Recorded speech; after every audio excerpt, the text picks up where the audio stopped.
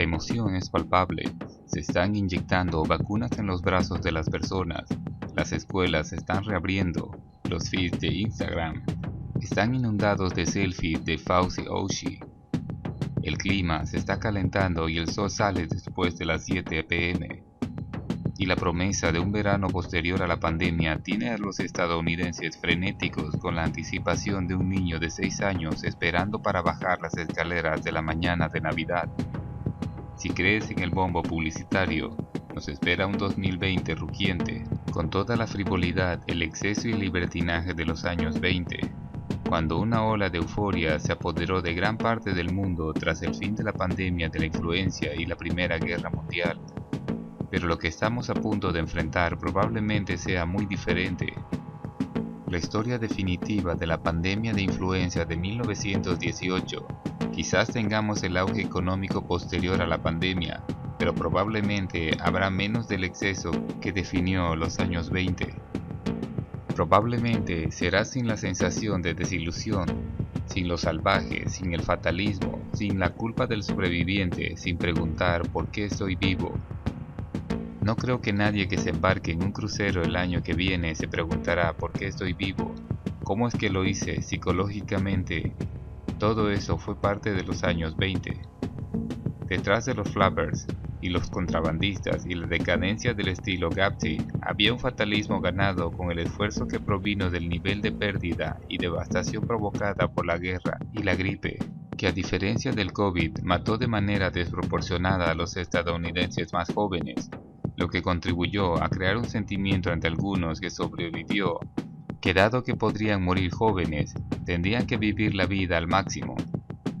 Donde la pandemia del COVID-19 se ha extendido y la mayoría de los estadounidenses se quedan en casa durante la mayor parte de un año, la gripe se extendió por la mayoría de las ciudades en cuestión de semanas, pero cobró un precio mucho mayor.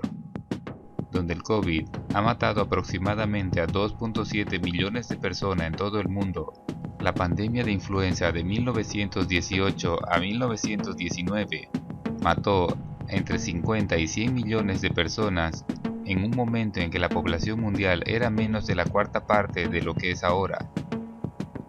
También se señala que la pandemia de la influenza afectó de manera desproporcionada a los adultos jóvenes, mientras que las personas mayores han sufrido más a causa del COVID-19. Un estudio de Metropolitan Life encontró que durante la pandemia de 1918, el 3.6% de todos los trabajadores industriales entre 25 y 45 años fallecieron en un periodo de unas pocas semanas. A eso sumarle las muertes entre los niños pequeños que fueron astronómicas. Eso es un verdadero caso de mortalidad. Una similitud entre entonces y ahora, al igual que el virus de la influenza, el nuevo coronavirus no va a desaparecer simplemente. En realidad, no depende de los seres humanos para sobrevivir. Es ambivalente sobre si la humanidad existe o no. Hasta ahora sabemos que este virus se transmite entre personas y otros mamíferos con mucha facilidad.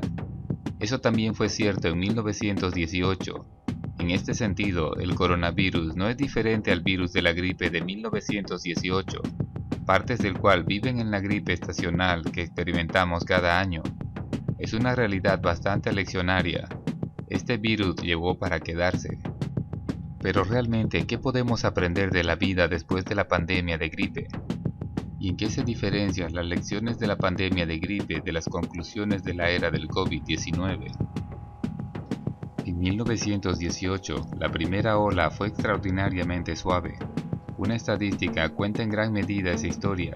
El ejército francés tuvo 40.000 soldados hospitalizados con gripe y menos de 100 muertes, y eso sin la medicina moderna.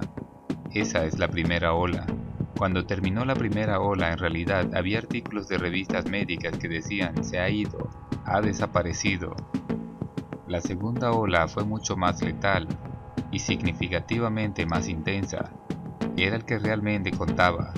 En la segunda ola, los militares tuvieron generalmente un 10% de mortalidad de casos, y en muchos casos mucho más alta. Una de las mayores diferencias entre 1918 y la actualidad es la duración. La segunda ola pasaría por una comunidad de 6 a 10 semanas. Esto es muy diferente. La otra cosa es, por supuesto, la guerra, especialmente en Europa. Hubo 20 millones de personas muertas en la Primera Guerra Mundial, incluidos casi 10 millones de soldados. Estados Unidos solo perdió un poco más de 50.000. Tomando en cuenta la magnitud de la guerra en términos de muertes, apenas nos afectó. La economía se cerró en gran medida, no tanto por decreto del gobierno, sino por el absentismo. Todo era una industria de guerra. Los ingenieros no estaban disponibles para manejar trenes de ferrocarril y cosas por el estilo. Todo respaldado. Todos los aspectos de la sociedad tenían como objetivo ganar la guerra, desde la autocensura en la prensa hasta las leyes que castigaban con 20 años de prisión por pronunciar, imprimir, escribir o publicar cualquier lenguaje desleal, profano, difamatorio o abusivo sobre la forma de gobierno en los Estados Unidos. La mayoría de los estados prohibieron la enseñanza del alemán. El chucrut pasó a llamarse repollos de la libertad y muchas tonterías como esa. Probablemente se hicieron más esfuerzos para intentar que los estadounidenses conformen su pensamiento que en cualquier otro momento de la historia. También tuvo la desilusión total y absoluta en todo el mundo con el Tratado de Paz. Supuestamente peleábamos la guerra para hacer del mundo un lugar seguro para la democracia, etc. Y todos los ideales por los que decíamos que deberíamos ir a la guerra fueron abandonados en el Tratado de Paz. John Maynard llamó a Woodrow Wilson el mayor fraude en la Tierra. Los principales ayudantes de Wilson, alrededor de una docena de ellos, varios de los cuales luego se convirtieron en secretarios de Estado, estaban tan disgustados con lo que Wilson acordó que pensaron en renunciar en masa. Entonces, tienes la guerra más brutal de la historia, peleada por las razones más estúpidas, con el peor general que no prestó atención a la vida humana. El final de la guerra fue una sorpresa. Nadie anticipó que iba a terminar a mediados de noviembre de 1918. Todo se estaba preparando para una gran ofensiva por parte de Estados Unidos y sus aliados en la primavera de 1919. El final fue realmente abrupto e inesperado. Por lo tanto, cuando terminó, hubo una cantidad extraordinaria de euforia, y que se produjo en muchos casos casi simultáneamente con el fin de la pandemia. Esta tendencia de los años 20 estuvo tanto en Europa como en Estados Unidos. Y como sabrán, no es posible separar la pandemia de la guerra. Es posible creer que la pandemia fue opacada por la guerra, que fue un factor más importante. Eso no significa que la pandemia no haya tenido ningún impacto. Lo que enfrentamos hoy es por supuesto bastante diferente. Es trágico, la mayoría de las personas que fallecieron eran personas mayores, y ciertamente muchos de los que estamos aquí somos de ese grupo demográfico con mucha suerte. Pero ha habido relativamente pocas bajas entre los adultos jóvenes por los demás sanos, y prácticamente ninguno entre niños. En 1918, la muerte de los niños pequeños fue astronómica. No creo que esta estadística se haya publicado nunca, pero existen muchos cálculos por ahí que dicen que los niños menores de 5 años murieron a una tasa igual hoy a la mortalidad por todas las causas durante un periodo de 23 años. Eso es una gran cantidad de niños, y recordemos, eso está comprimido en un periodo de tiempo de 6 a 10 semanas. Hubo una especie de tragedia y terror durante el curso de la pandemia de gripe en 1918 que simplemente no existe hoy. Es menester mencionar que, digamos, en 1925, si eras un europeo entre 20 y 30 años, te garantizo que te sentirías afortunado de estar vivo, ya que no te mataron en la guerra ni en la pandemia. Estados Unidos nuevamente solo perdió alrededor de 53.000 soldados, por lo que no tuvo la misma sensación de pérdida, pero sí vimos mucha tragedia por la pandemia. En resumen, la economía regresaba a lo grande. Hubo una breve recesión en 1921 que fue bastante intensa. Luego, una dislocación en la industria de guerra dejó de producir. Hubo una interrupción abrupta de las ganancias de empresas y de repente 4 millones de hombres en el mejor momento de su vida laboral dejaron el ejército y volvieron a trabajos que podrían no existir. Tenías a mucha gente desempleada. obviamente estaba la enorme cantidad de problemas raciales. Aproximadamente 26 ciudades tuvieron importantes disturbios raciales, incluido uno muy significativo en Chicago, Tulsa, Elian, Arkansas. Las tropas de color habían sido tratadas mucho mejor en Francia que en los Estados Unidos. El Klan tenía muchos millones de miembros. Se apoderaron de estados desde Portland, Maine, hasta Portland, Oregon. En 1924, en la Convención Nacional Demócrata, la cuestión de si considerar o no la violencia del Klan fracasó en una votación de los delegados. Había mucho sentimiento anti-inmigrante. El Congreso aprobó una legislación contra la inmigración diferente a cualquier otra que hayamos visto antes o después. En retrospectiva, muchas cosas que no eran buenas sucedieron en la década de 1920, particularmente en los primeros 5 años. Recuerda que la comunidad científica no sabía qué era un virus. La definición de virus surgió de la investigación sobre una pandemia de gripe, pero no hasta 1925. De hecho, se podría argumentar que el descubrimiento de que el ADN lleva el código genético en realidad surgió de la investigación sobre la gripe, pero no hasta 1944.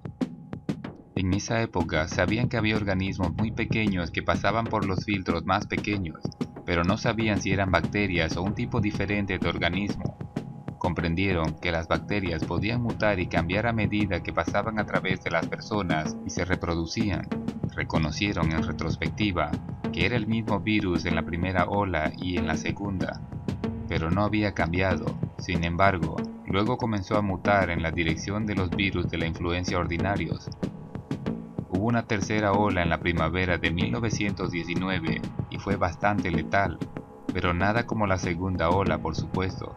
El virus se mantuvo por ahí y los virus que circulan hoy todavía son descendientes del virus de la influenza de 1918. De todos modos, algunos elementos del mismo. Y ciertamente, la opinión del consenso es que esto llegó para quedarse. Hay un par de razones para esto. Primero, las vacunas no son 100% efectivas. Y segundo, habrá un número significativo de personas que nunca se vacunarán. Es posible que aunque alcancemos la inmunidad colectiva, pero el virus seguirá circulando. Y es muy fácil llegar a esta conclusión. Por ejemplo, India produce tanta vacuna como cualquier país del mundo, pero vacunar al 80% de su población, de 1.380 millones de personas, es una tarea bastante grande. Habrá un reservorio de personas que nunca llegarán a vacunarse y entre las que podrán circular todos los virus que puedes imaginarte. Es muy decepcionante que esto al final se haya politizado. Esto no sucedió en 1918. Hubo fuentes oficiales del gobierno en 1918 que en efecto dijeron, esto es un engaño. Dijeron cosas como, esta es la influencia común con otro nombre. Pero nadie creyó eso, porque lo vieron. Vieron morir a alguien que vivía al otro lado de la calle 24 horas después de sus primeros síntomas, y a veces con síntomas horribles. La gran lección que se aprendió de la pandemia de la gripe fue la importancia de la verdad y la necesidad de que el gobierno y los funcionarios públicos digan la verdad, cosa que no hicieron en 1918 porque minimizaban la amenaza y que la prensa en ese momento los ayudó. No obstante, la gente en ese momento estaba consciente de que estaba siendo engañada. Si esta fue la gran lección que aprendimos de la pandemia de gripe en 1918, la importancia de la verdad, ¿cuál se supone que es el momento en el que nosotros tomaremos la lección de la pandemia de COVID-19?